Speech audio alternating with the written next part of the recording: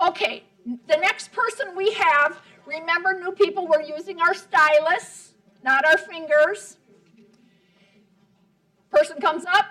What are the first three letters of your last name? L-I-N. What are the first three letters of your first name? A-B-R. And if I can have any helpers for any of the people functioning over here, that's great to keep them going. And then you're going to hit search. Okay.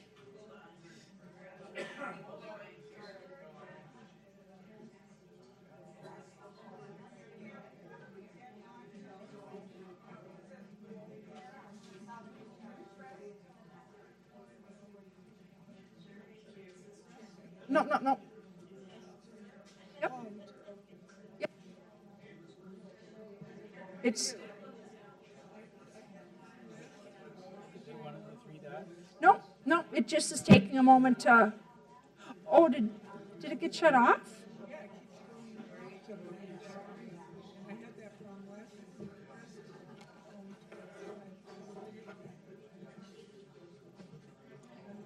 I'm sitting pretending jury member. Pretending what I'm doing. City council. I don't know. I guess this is the city council. Good. I just didn't press. Okay. Okay. Did everybody get Abraham Lincoln up there? Remember you asked 3 and 3, then you say, and your full name is? And he says Abraham Lincoln. Oh, it looks like a match. I'm going to click that because I'm going to ask him the next questions. Now, I realized there was a blue line there, and now in the blue bar up on top, it says unverifiable challenge. But I'm not sure if this is the right Abraham Lincoln, so what am I going to do? I'm going to ask, and where do you live? And he says 442 Lake Murex Circle South. And what is your birth date? And he says, I'm 2/12/1809. Okay, so I know this is the right person. As soon as I know it's the right person and there's a notation that needs to be addressed, I'm going to call my head judge over, or the person your head judge is assigned.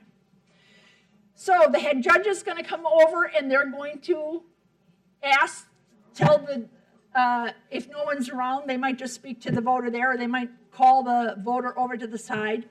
And the poll pad tells you exactly what you need to do. It says, ask the voter, do you solemnly swear or affirm that you will fully and truly answer all questions put to you concerning your eligibility to vote at this election? And if the voter says, yes, I will, then it says, ask the voter, what is your full name? Abraham Lincoln. And it says, and ask the voter, what is your residential address? He tells you. If the voter's name and address match the information provided above, the challenge is cleared. So anytime there is a notation on the roster, it's going to give you the specific question you need to ask and how to proceed. The voter answered the question, so there are 3 options. If he answered everything correctly, it's clear challenge. If he said, I'm not going to answer that question, you don't have a right to ask, that would be challenge refused. Or if he says, no, my date of birth is 12/15/1959, then he failed the challenge. So it would be one of those 3 boxes. But he answered everything correctly. We're going to hit clear challenge. And then we will go ahead and hit accept in the top right corner. We're going to hit submit in the top right corner. And it will go ahead and print out his certificate. Perfect. You may want to fold it to keep it flat. You are going to put your finger on it. You are going to ask the voter to notify him of the oath and ask that he read the oath and affirm his oath by signing. Once he signs it, where are you going to put this one? Red for registered. And then what are you going to do? Sign. Give him a... And anytime there is a challenge or any notation on the roster, and you always call that head judge, and your head judge is going to make a notation in the incident log, all right? And here is, let me get to, so, yeah, at 3:13, Abraham Lincoln came in, voter ID for unverified challenge at 3:14 p.m., the challenge was cleared. So those are the kinds of things that I had mentioned before that are recorded on the incident log. The next person in line is, what are the first three letters of your last name? Rue. What are the first letters of your first name? The. You're going to hit search. Oh, if 3 and 3 don't show up, what do you do next? Date of birth check. But in order to do date of birth check, what do we have to clear? Clear the rue and the. Rue the.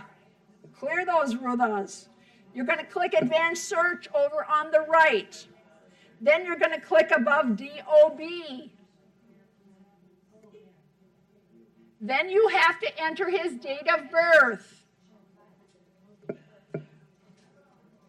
08, 02, 1980. And then you're going to hit search. Oh, shoot. It's always easier when they're registered. No voter registered. If the voter is not registered, what do? You have to register them. How you get to register them is you have to go to menu. You have to go to the top left-hand corner, hit menu. You're going to go to the 3 o'clock yellow button, register voter. You're going to ask the questions that are required of the voter. Are you a citizen? Yes. Are you 18? Yes. You're going to click next. And remember, once you're registering a voter, you have to call your head judge over. You're going to have that partner in crime with you. Partner not in crime with you. What is your first name? We're going to go ahead and enter it. Okay, this is important. This is the first time you're entering a full name. When you do the search, it's last first.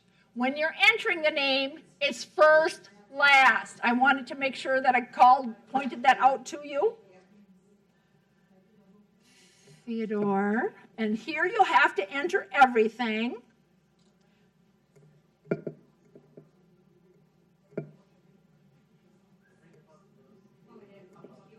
And hit, oh, I'm on the wrong one. And then his date of birth. Okay, right now you'll notice I've got the wheels down below. I understand this, if everyone just listen to this, the wheels are down below to enter the date. We understand that in election mode, you won't have the wheels, you'll just have the 2, 2, 4, like on some of the things where you just entered, you didn't have to move the wheels, okay? So that might look a little different on election day. And his date of birth is August 2nd. Oop.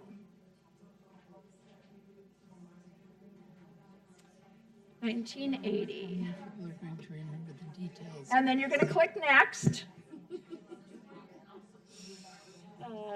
It's always challenging. I could have if he had one, but Especially this voter doesn't have a driver's license, dang it, anyway. And so, say it again? Yes, he probably does. But I have to enter his address. Okay, I'm going to put it to numbers. I'm going to click above street. I enter the first 3 letters of his street name, Palm. It pre-populates. I hit next.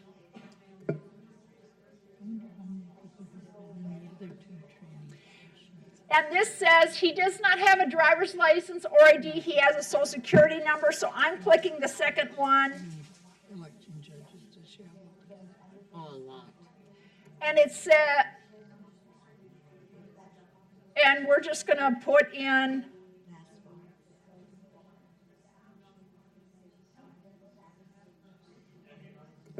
I'm just putting in any number. Okay. It says he has a SSN. Are you guys using the second one? Yeah, yeah.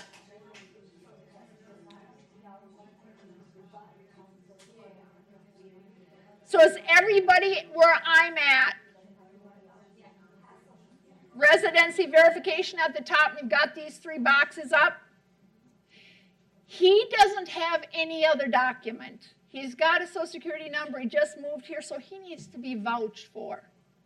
So he's not the good driver's license. He's not the driver's license and document. He's the alternate type, and in the alternate type is an option for vouch for. So we're going to click the other, and then what type of other is it? In other, there was many different things. I'm going to click vouched for.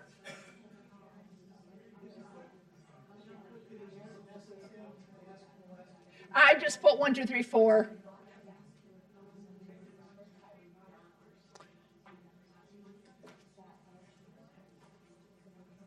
And Jackie, if you want to go behind somebody and help, if anybody's got issues, that would be great.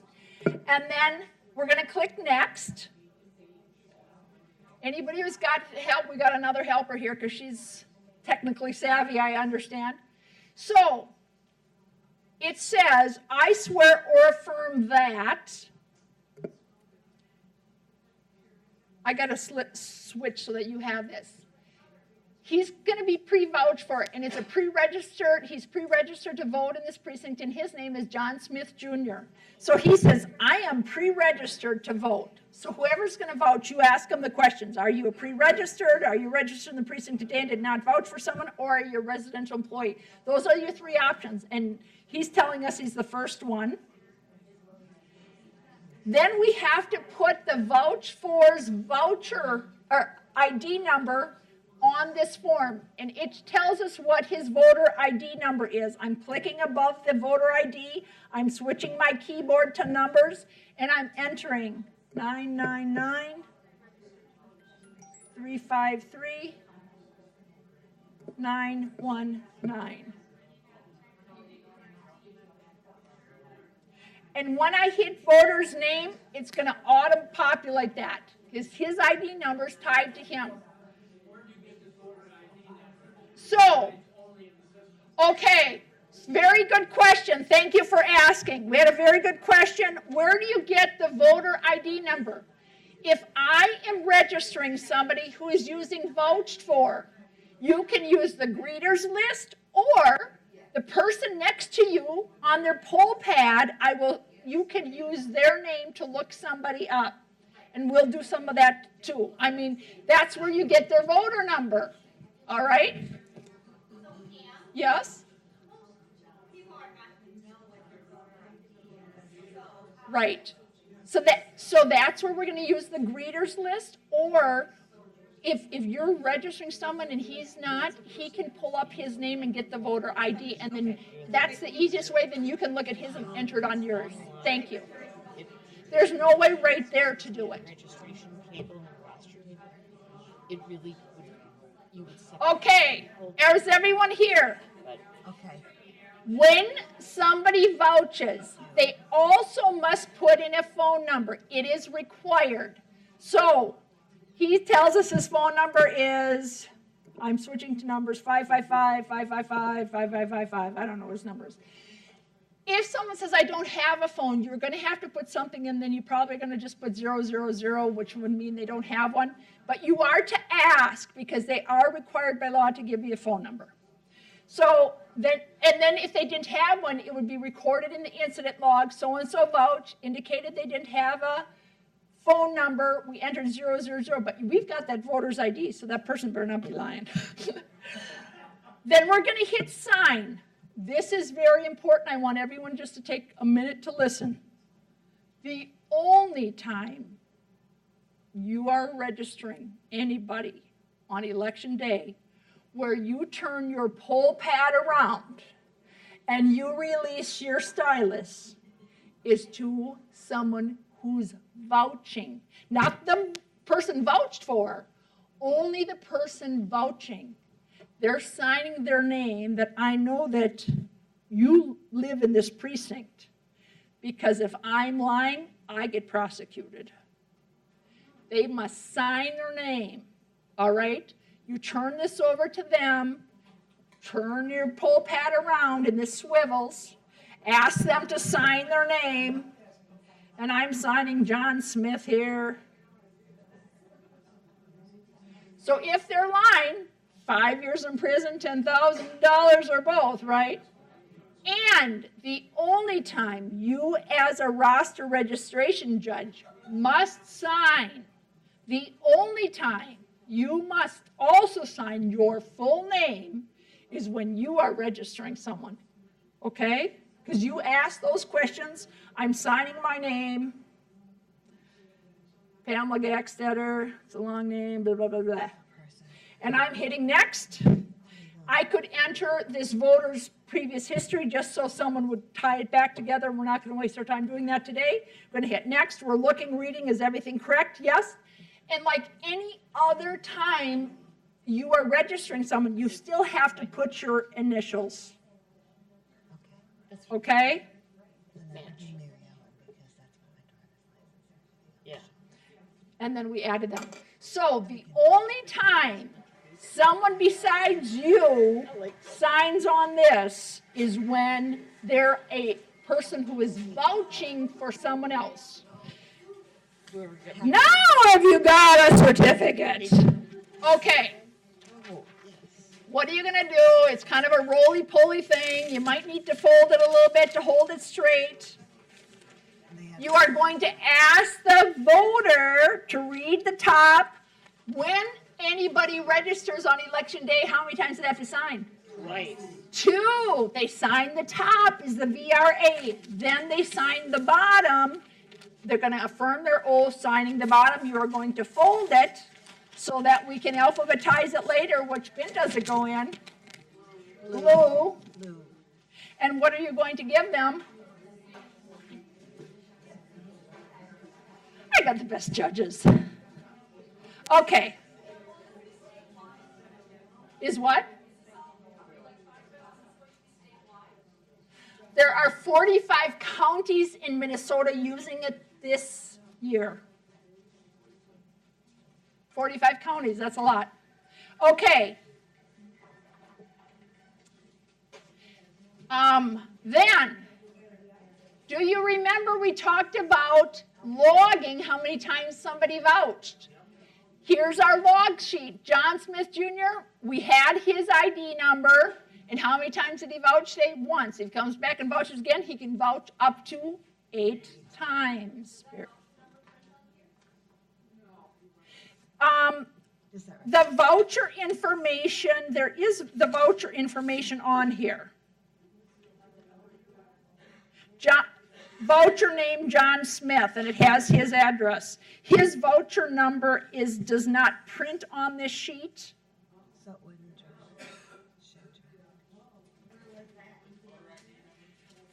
But you can look it up on your poll pad, and we had it earlier because we had to enter it to enter his name, right? So you'd fill this form out at the same time, and then he's done. Okay, yes. As soon as you register, yes, that's the point I'm trying to make. Anytime you register, anytime you're addressing any notation on the poll pad, you are calling your head judge over, or that person your head judge has assigned as the expert, so that 2 people are helping. I don't want anyone to feel you're doing this alone, and I don't know if I'm doing it right. You are going to have that person who's normally at the roster table assisting you, okay? So as soon as you're starting any of that, I have a thing, they're going to come over and help monitor that. There's no rush. I think I've said it twice already, but it bears saying again. This process goes so fast, the bottleneck is going to be there. So you can take your time on this part. Your processing it here is way quicker than they process it the old way. Because you can process them so quick here, that machine is slower than this machine. I'm going to answer one more question, and then I'm going to try to move forth, and we'll cover the rest of the questions at the end. Yes? At the primary, most precincts will have 3. At the general, it will range from 4 to 6. Okay. The next person is James Monroe. What are the first 3 letters of your last name? M-O-N. That's a lot. What are the first 3 letters of your first name? Okay, here we have that blue bar again.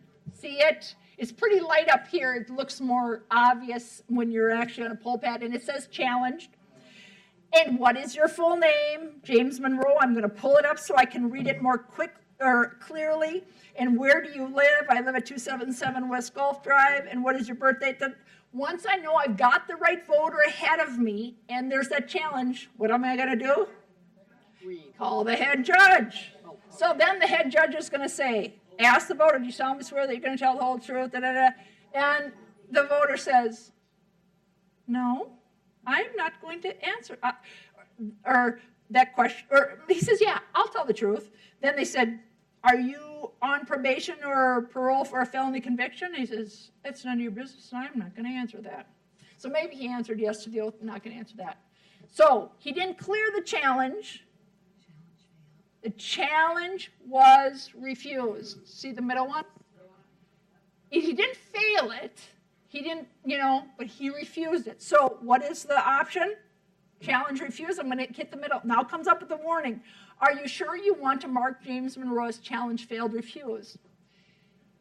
If I hit OK, he can come back later in the day.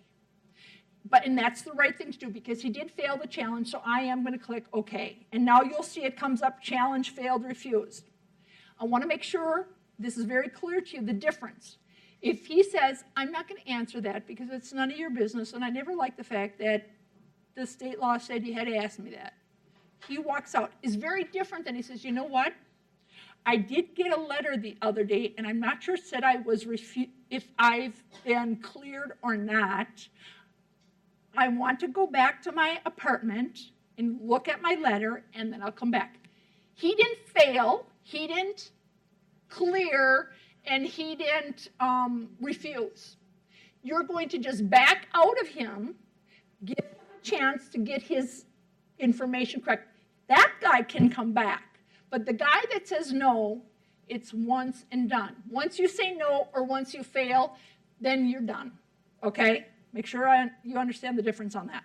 So if he does try to come back and you put his, see, this is what happens. You try to put out the Yep. Once he comes back, he's marked challenge failed. There's no option to bypass him. So he thinks, I'm going to just go to a different judge and I'll get by. Nope. It will come up for any judge in your precinct is going to show he's done. Never happens. All right. And then, of course, your head judge is going to be recording that in the But you have to, incident log. of course. Nothing is printed because nothing happened. Only it's recorded in the incident log, and the roster marks shows that he was issued the challenge, he failed it, and so that is marked, but nothing gets printed. Okay, the next one is Phil Mill. Phil Mill. What is your last name? Phil. What is your first name? First 3 letters. I'm being silly. Hit a search.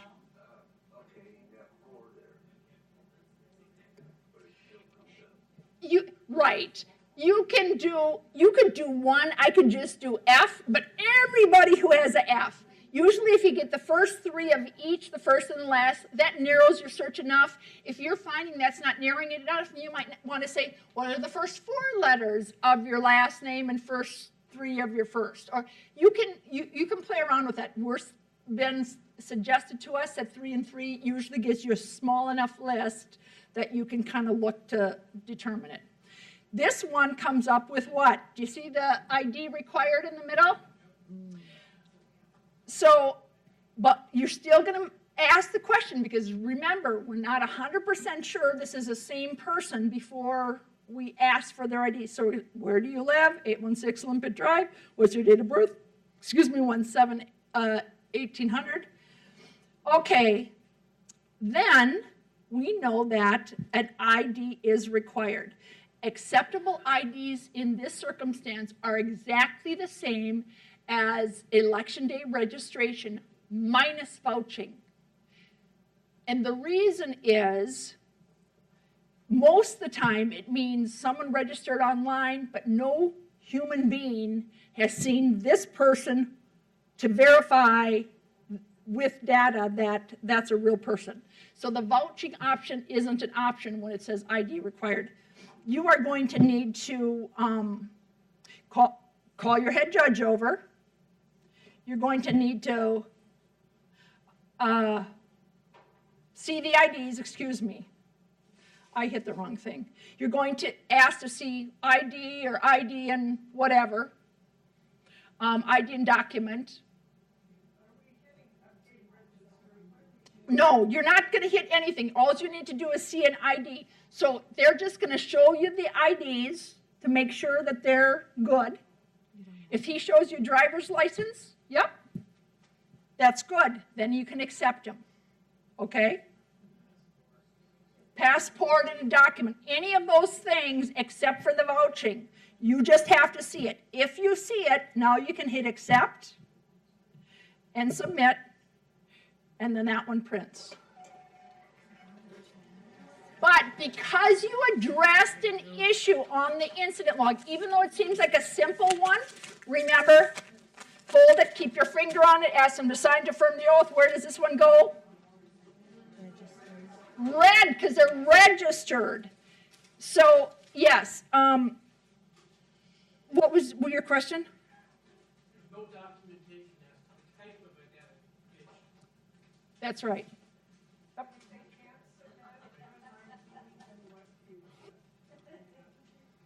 If they can't, that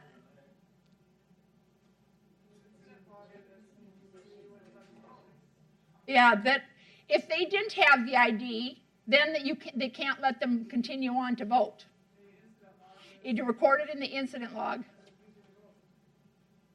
But if they say they're coming back with their, you have to send them coming back with their ID, you just go back at the beginning of the story. Yes. Yeah. Yep.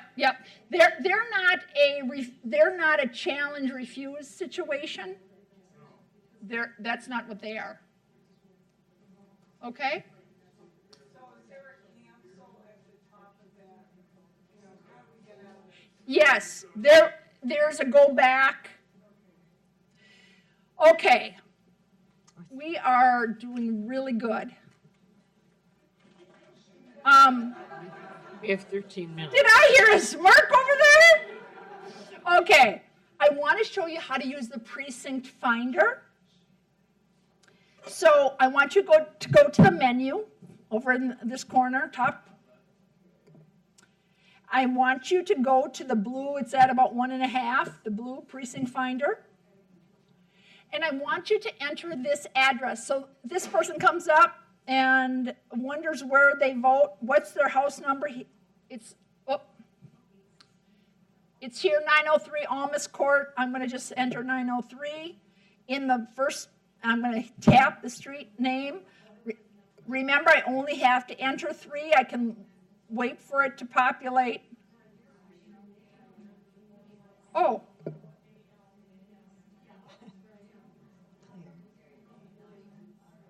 ALM. Okay, and it's Alma City Aqua. So I'm going to search for that. So it's going to tell me where this person votes. He's at Great Lakes Aquarium and we're at the Mall of America. We can hit that print button. Here you go, that's where you go vote. Oh, wow. That's Okay? So you don't have to go out to that map. we don't have to go to that map. Nice. Everybody see that? It's kind of nice, right? Every voting place in Dakota County will be in there. Did everybody hear that? Every voting place in Dakota County, it can print those directions from your site. Now, I want you to just listen to this too. If somebody comes up, you check 3 and 3, their name didn't exist. You check their DOB. DOB doesn't exist. You're going to go register them. At any point you go to register them, you put their address in. If their address is not in your precinct, it's going to come up with a yellow warning box and says they're not in your precinct. Click here and give you a map to get them to where they need to go. So nobody who should not be registered in your precinct is going to get registered. Now, you might have gone through putting in their name, but as soon as you go to put in their address and some other, it's going to say that's not an acceptable address for this precinct. And then it will say, allow it anyway, and you would not do that unless your head judge says, print them a map or back out. Because maybe if I look as, I entered the wrong address, then you would want to back out. So that yellow warning box that we saw here a couple times, that will give you that chance for doing directions. That pretty much ends.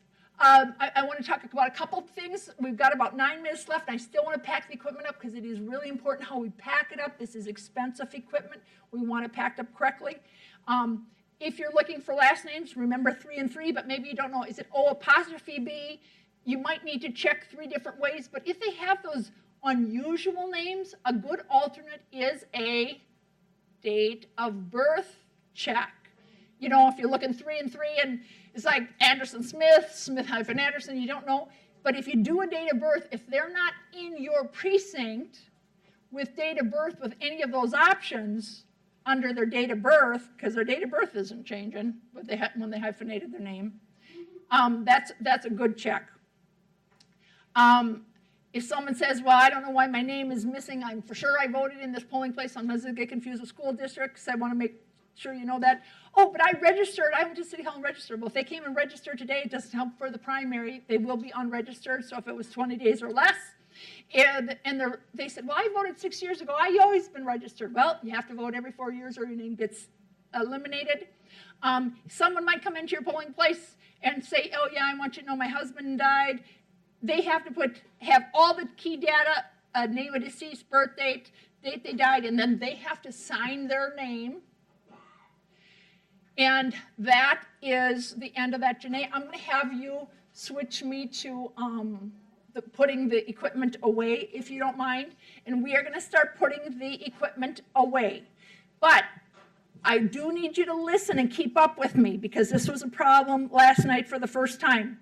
We are not going to power off the iPads. The last thing we're going to do is power off the iPads because they're still communicating, getting information together. We're going to be packing up all the other materials before we power off the iPad. So what you're going to do first is you can unplug your iPad. It has some battery power, and you can unplug your printer device. It's just, And then you need to make sure the green box you get has your number on it.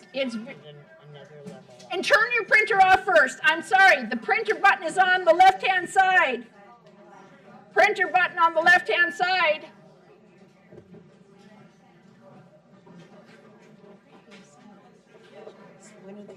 Only the head judge said to teach them that, because they need a code for that.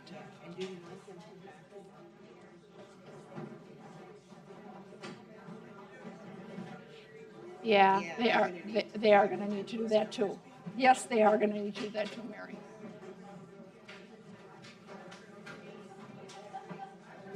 Which mouse do I need? Where's my mouse? This mouse. I got too many mice. Huh.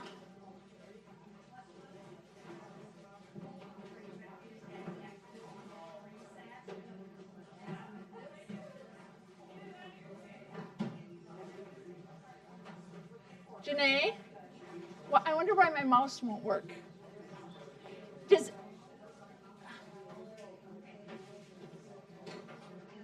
like it's stuck on that.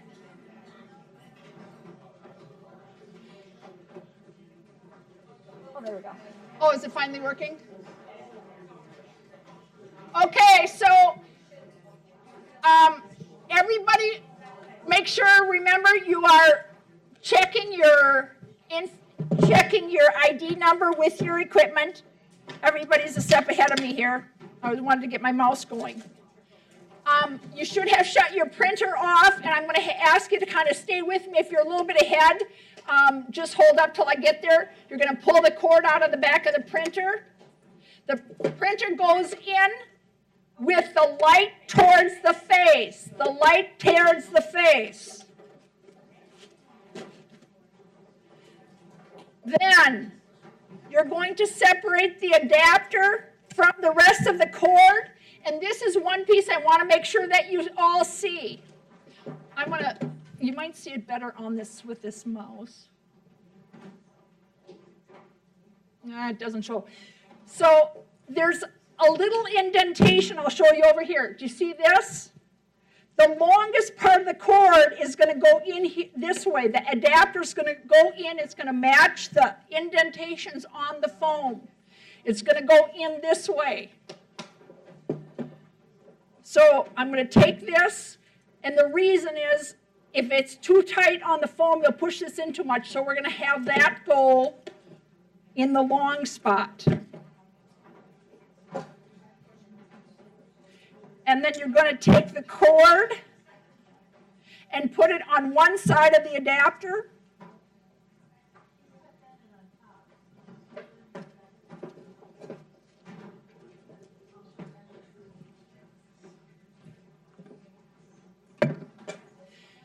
Then you are going to take your ID tray off the back. And it's very obvious how that fits into the front of your case.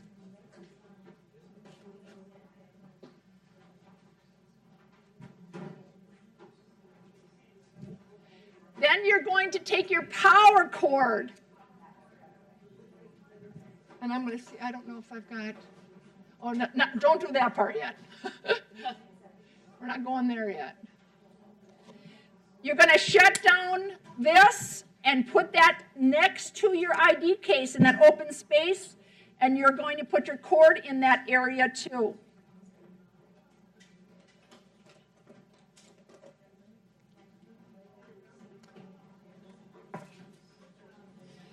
Then you're going to take your iPad, you're going to gently set it on its face. Set your iPad on its face. You're going to press in the two green buttons and disengage the arm from the back of the iPad. You're going to take the stand off of the base, and it just comes out. And you have to bend the arm back. It goes like this. It sits right tight up against the adapter.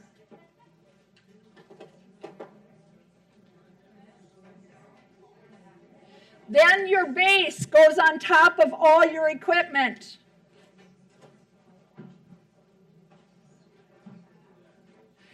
And your wiping cloth goes on top of your base.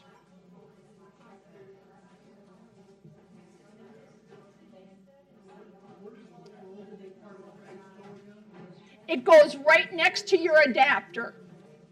So let me come back.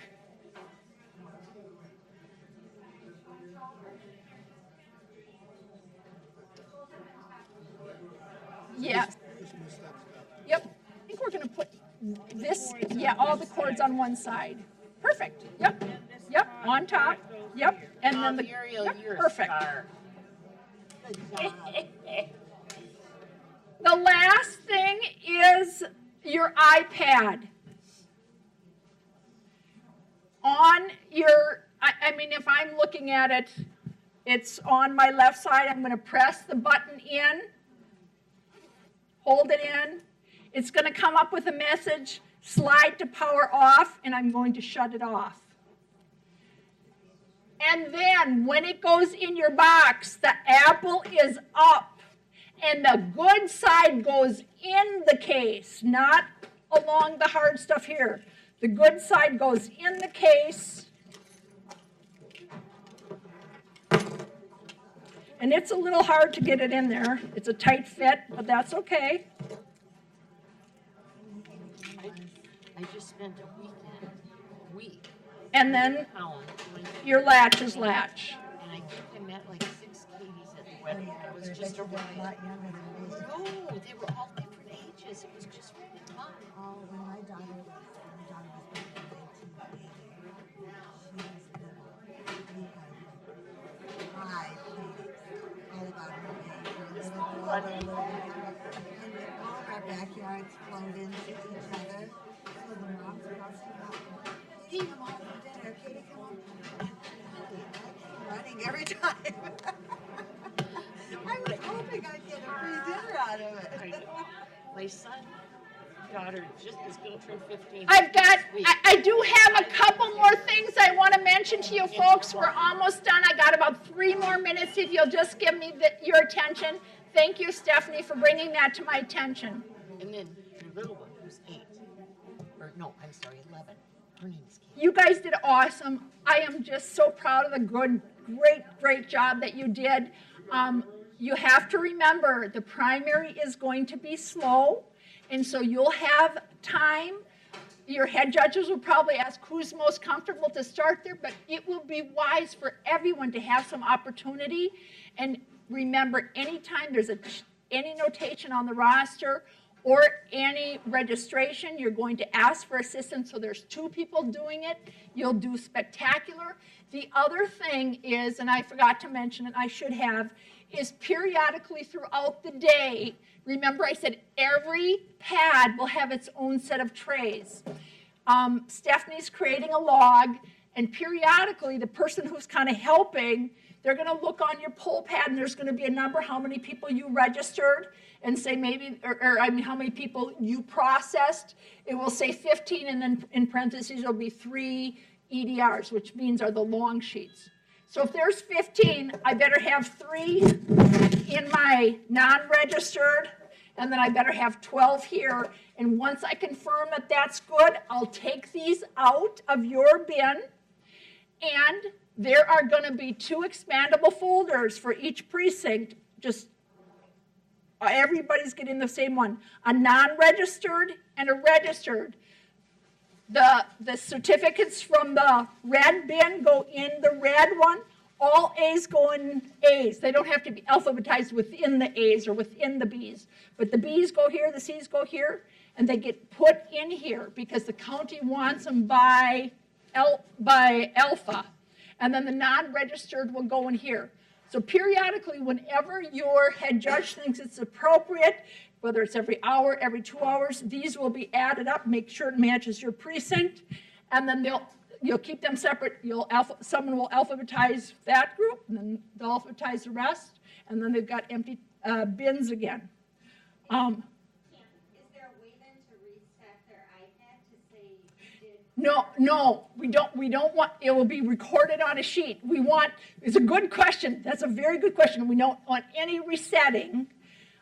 Because we want accumulation. At the end of the night, your head judges can use one iPad, and it puts all your numbers together of your certificates. It adds them together. So theoretically, we won't even have to count receipts. We're going to do it anyway, just as a double check.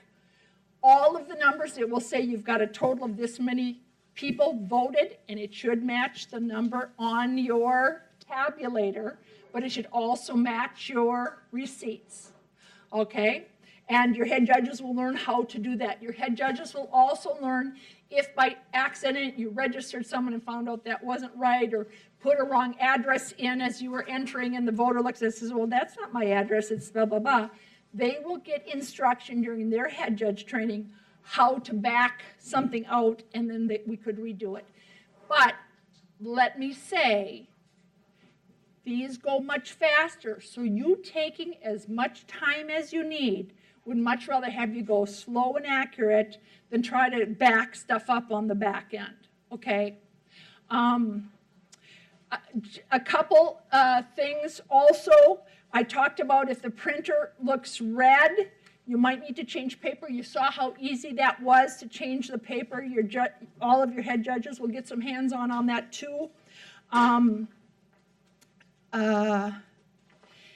The other thing that I just wanted to point out to you was if You can't register somebody on election day. They have none of those options. They don't have the good driver's license, the ID with a document, or any of the alternates. There is a form that you should, it's on the incident log, excuse me, it's on the incident log now, where you're checking how many people were unable to register. It's the second page of the incident log where your head judge will hashtag. So this, they have nothing to register. Your head judge will keep track in your precinct how many people were like that. And I think I really covered all the key things. I'm so thankful for your work and your service. I look forward to having a great primary election day. If you were interested to work the primary, the people who got first priority is people who would work primary general, so you're almost guaranteed to come back at the general, provided you do a good job. In my head, your head judge doesn't say that you weren't following their directions. And a lot of you have asked me, gee, I'd rather work a full day. A lot of you will be working more time at the general election as well. But I wanted more people to get experience at the primary. So any other questions that I can help you with? I give folks calls when I have openings. I do have a few openings right now that people have called. Because I've been training, I haven't had time to call people. So very likely you will work if you were assigned to be an alternate. And thank you for being here training. And thanks to all of you. So I'll see you on election day. Yay. So what did you think?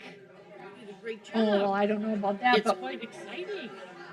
I texted my husband. I said, you won't believe this. yeah, He's it's an going to Apple be guy good. from Oh, is he?